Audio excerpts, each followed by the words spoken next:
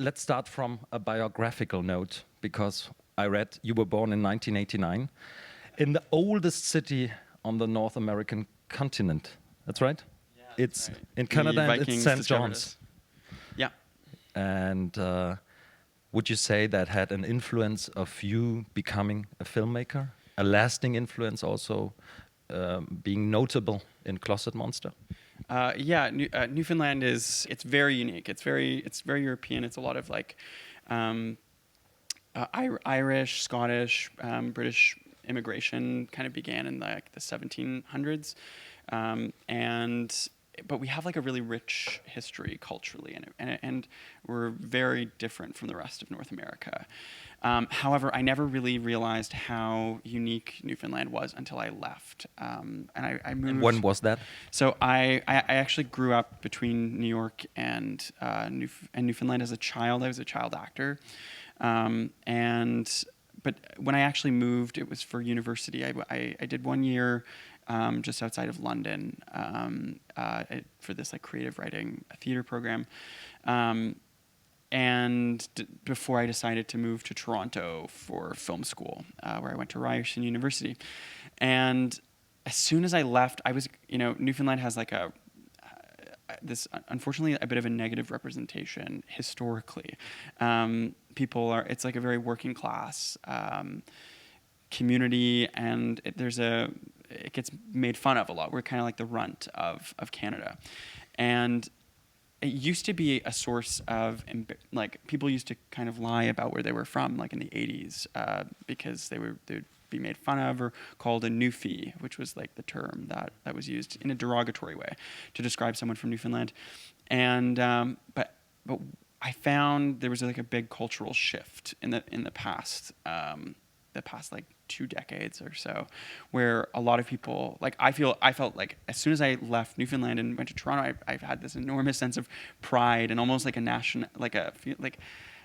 like national pride for my province, like in a weird way. Like I felt so proud to be from such a unique, culturally specific place, and Newfoundland also really supports its arts community, and has a very rich arts community as well. And I found that when I moved to Toronto, I actually had kind of an advantage to have been from somewhere so specific, because I guess like I had like a voice that I already knew who I was and what I liked and what I didn't like. Newfoundland has continued to kind of be my muse in a way. My next feature as well is also set in Newfoundland as well as Closet Monster, and I'm very interested in continuing to explore that. Meaning that also all your short films were based there and shot there? Not all of them. I mean, I studied in my film school in Toronto, but I did go back several times. I made a film called Swallowed that was about a woman who lost her husband in the war, and it's like kind of a poetic narrative. But she spent her life in a bathtub, and it all took place in Newfoundland and set in like the early 1900s. But that film was the first time after moving to Toronto that I went back and started setting films in Newfoundland, and which I continue to do afterwards. Another common line that you could draw from at least one of your shorts to Closet Monster is from one film, Life Doesn't Frighten Me, that actually showed here at the Film Festival of Film Schools, I think 3 years ago. It must have been 3 years ago. Yeah.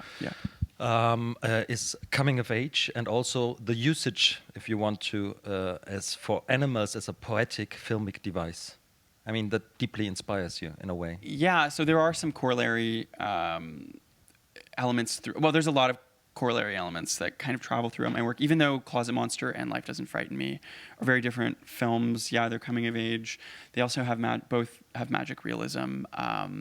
There's also a pug, like that little flat-faced dog, that is kind of a central character in Life Doesn't Frighten Me, who I gave him a cameo in Closet Monster, just like a small role, but just to kind of pay tribute to this old pug dog that actually is kind of a famous pug. He's an actor. Well, it's actually the same pug. That's Yeah, what you're saying. His name is Igor Pug Dog. Okay. He has a very, very strong following on the internet, but right now. But Life Doesn't Frighten Me was his first role. But he didn't want the palm dog in Cannes. no, he did not win Not the one Palm of these Dog. Yeah, no, famous unfortunately. animals. Yeah, unfortunately not. But there's, I guess a lot of my work tends to be about the externalization of internalized fear or emotions, and seeing what that looks like expressed in like a physical form. And both Life Doesn't Frighten Me and Closet Monster deal with those issues. Life Doesn't Frighten Me is about a little girl who's coming of age and is told that she's ugly, and because her nose is too big. Basically, a kid plays a trick on her and says that if you close your left eye and you look down and you can see your nose like a little bit, it means that it's too big and that you're ugly. The film is really about body image, and but the element comes back in Closet Monster as well, thinking about the hands, of course. Yeah, in Closet Monster, there's a sequence where a kid tells another kid that if someone asks you to check your nails, and if you check them from behind, it means that you're gay if you're a man, because that's like the feminine way to do it, as opposed to like men check their nails like a claw, and which is like another. Both of those are real childhood like things that were very common in North America, and because kids are awful, both of these films are about childhood events inflicting kind of trauma as a child is coming of age, but Closet Monster's premise is more serious. It's really about a child who witnesses a hate crime, which is unfortunately based off of a real crime that happened in Newfoundland when I was growing up, where a young man was sodomized with a branch and left paralyzed, and which happened in the graveyard behind my school. But the child witnesses this crime, and as he's growing older, he is haunted by this tragedy, and it's something that prevents him from exploring his sexuality. It strikes a fear in him of his own sexuality that prevents him from being able to self-actualize, and it expresses itself through magic realism, through this ulcer that's growing in his stomach.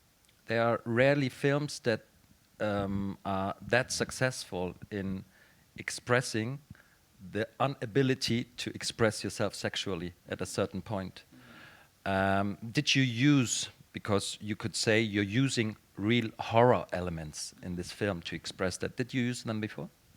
To a degree, yeah. Yes, actually, definitely. I made another short since Life Doesn't Frighten Me called We Wanted More, which was about a singer, like an indie rock singer, who loses her voice on the precipice of her first world tour. And in that film, a young woman, she loses her voice and finds that it's actually like claw. She pulls a hair out of her mouth that keeps getting longer, and she's actually clogged with a baby. Like there's like a child, and it's kind of like a metaphor for an artist's struggle to balance career and a personal life. And the film, yeah, it has a lot of body horror and that kind of stuff.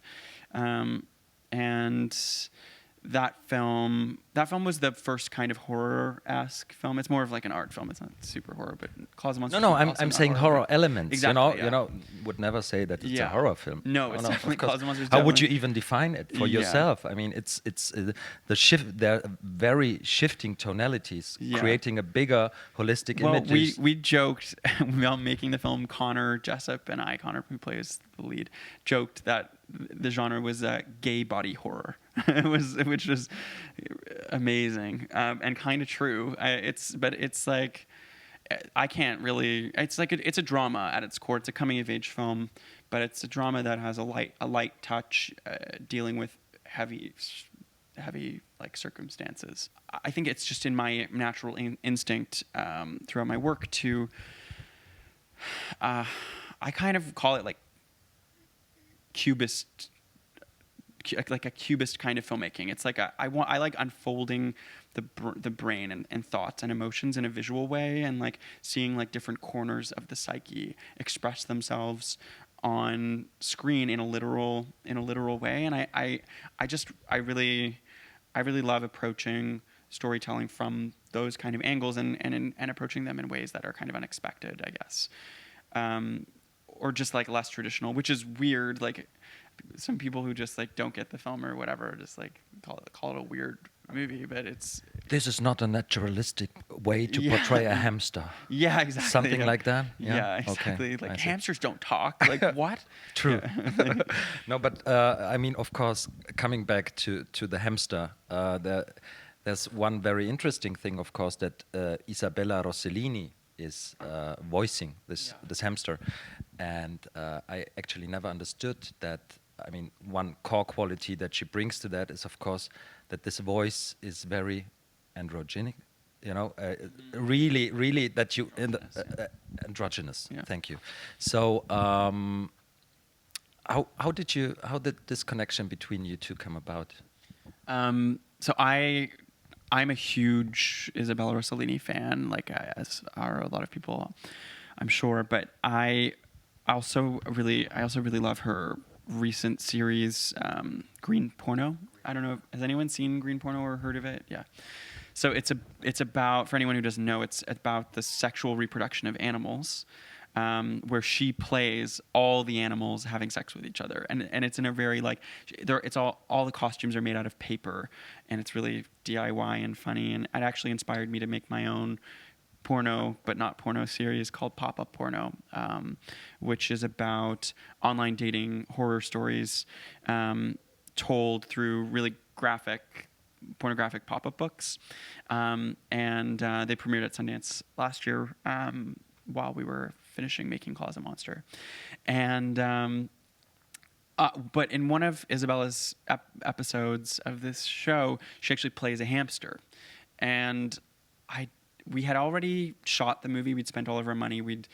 Everything had already been, all the funds were gone. And the hamster voice was actually intended to be Siri, like the robot iPhone voice, which was really funny. It was so great, but it didn't have the maternal, nurturing aspect of what I really wanted Buffy to represent. He acquires this hamster in a moment after his parents abandon him.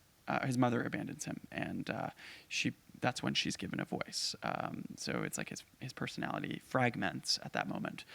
And she played one of the hamsters, but what was so wonderful about her is she's so maternal, she's so loving, and her voice is also a little androgynous, but she has that like kind of a perfect balance of humor and also the breaking her voice, of course. Yes, and then there's this one moment, when it's discovered that the hamster is actually a boy, and not a girl, but then when she came into this at the very end, and we had no money at this point, and I went to my producers and I was like, we have to change the voice. The Siri thing is not working. I want to change it. And I thought they would like laugh me out of the building, but they didn't. They really loved the idea. And my producers had worked with her before on Guy Madden's film, The Saddest Music in the World. So I knew there was some access there.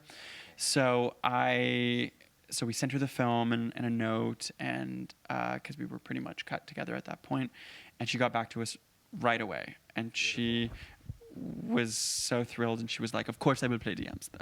Like there was no way around it. She was like, "I'm so excited." And then so I went to New York, and we just recorded for a day at her farm, and where I met her geese and goats and guinea hens and everything. And she's a huge animal lover. She has a farm, and is just like a really lovely person, and was just so excited about this. And yeah. Maybe we could expand a bit about the concept of cubist filmmaking from looking at the hamster, because there are scenes that are like really near naturalistic scenes of the hamster. That there's him talking.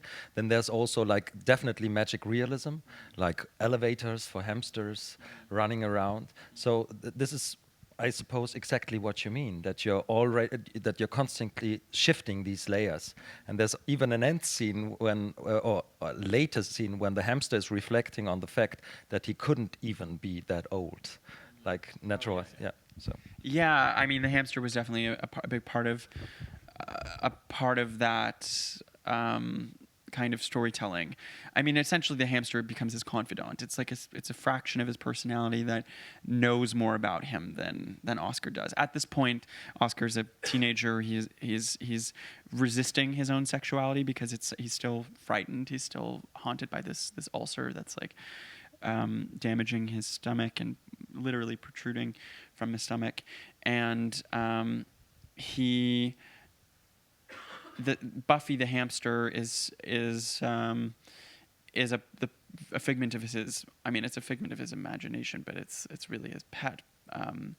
And I want to, the film has elements of fantasy, but they're all grounded in reality. Yes, the hamster's talking, but the hamster is not doing anything. It's not like its mouth is moving or anything like that. It's not like Babe Pig in the City or whatever, where it's like that's the world. This is the film. I wanted the film to be based in reality and not necessarily just be like a total fantasy film. It's about fear, what fear does to the body, how it holds us back, and what it pushes us to do. And it's scored in a very interesting, very great way. It's a lot of synth music. And was it all done, this whole score, by these two composers with Russian names? Yeah. Kobakov and Postevsky. Maya Postevsky and Todor Kobakov both did the score, and Maya Postevsky is from the band called Ostra. That is one of my favorite bands, and Todor is a traditional film composer. But what they did, they included metallic sounds throughout the score. So the hate crime that happens in this film is the weapon is a metal rod that young Oscar witnesses being used in this assault, and I really wanted metal to be a visual but also like sensory and auditory like theme throughout the film, where through this like electronic synth score, there were also elements of metal being manipulated, either like turned backwards, stretched out, slowed down, sped up, or altered in some way to help, at least for, even in a way that maybe not everyone would notice by watching this film because it is very subtle, but I wanted it to, I wanted this crime to be haunting him in many different ways. And that's used extensively in the culminating scene when all the elements from his childhood come together in a way, in this moment, he frees himself in a most hurtful way. I mean, how long were you, for example, on this later sequence that really exemplifies his new freedom, probably, or moment of freedom? How long did you work on the editing of that scene? Yeah, I won't spoil it, but the climax of the film is quite an emotional moment of Oscar overcoming his, basically letting go of the fear. And letting go is maybe not the right word. It's it's like viciously removing fear. Exactly. From himself. I won't say any more than that. It's quite a climactic sequence, and it was the one image that sparked the entire film. I knew I wanted to tell a story about overcoming internalized homophobia, and I had that one image of getting it out, removing fear, and I worked backwards from that and built a story around it using obviously things that are very personal in my own life. And the climax, I knew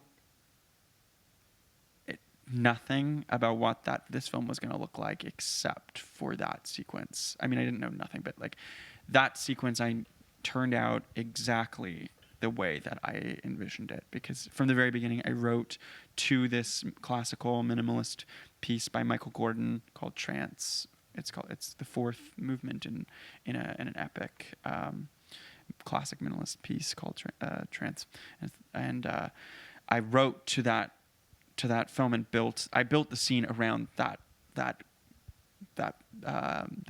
climactic piece, knowing that I was going to be pairing the visuals with this music, or hoping to God that I was going to be able to afford to buy the track to do it, which thankfully we did.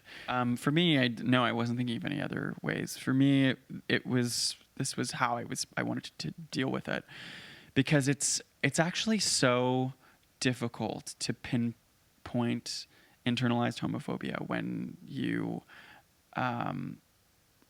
sometimes you don't even know you're doing it. And I think a lot of gay men and women still,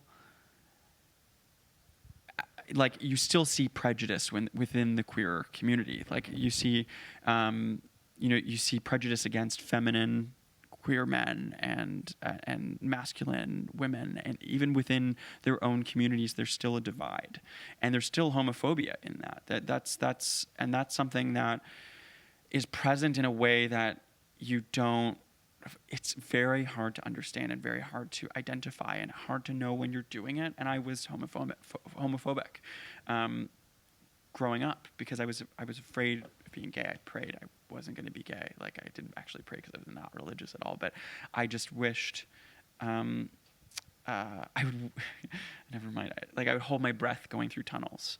I don't know, that's a tradition in North America. You hold your breath to make a wish when you're going through a tunnel. I would wish that I wasn't going to be gay, and I knew it, but it's like, before I knew it, and I just so desperately wanted to be normal or whatever, until I realized, like, I was so much more proud being who I was. And for me, the only way I could access that feeling was through my own voice as a filmmaker. It involves unfolding the mind in this way, and that was the only way I was going to do it. Yeah. Let's take a sidestep, because as I said before, you were here 3 years before with Life Doesn't Frighten Me. Was that for you as a filmmaker? Because if I understood you right, it was the first time to present even one of your films, or this film internationally? I didn't get it right.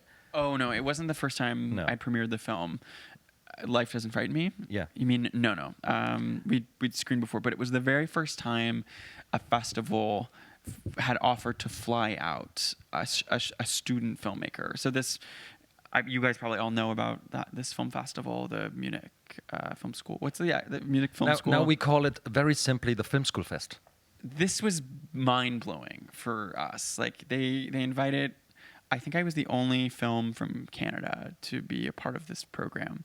And they flew me in with 50 other filmmakers from around the world, like student short filmmakers, brought us all in, put us up, treated us like so well. And I was blown away. Like, no one does that for short films. Well, I always Makers, felt I always felt when I presented it for quite some years that it's like putting 50 people in the same room for 1 week and seeing what's happening, like a big social experiment. It was still debaucherous. Oh.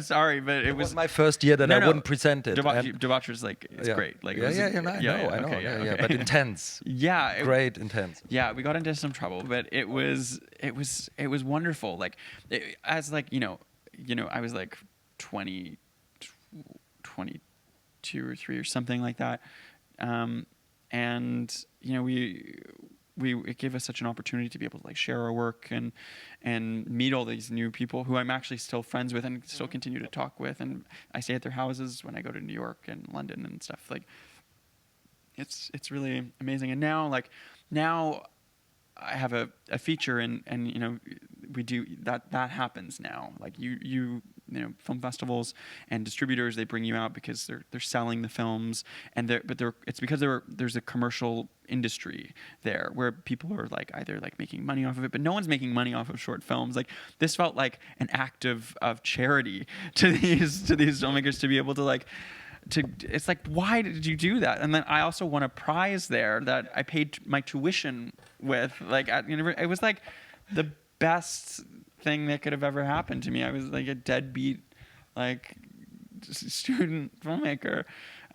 So I really value this festival for being able, for giving this opportunity to young filmmakers. It makes a huge difference. Like you really, it's really something very special that I don't know of anyone else doing something quite like that. So it really gave me a lot of confidence going out into the world.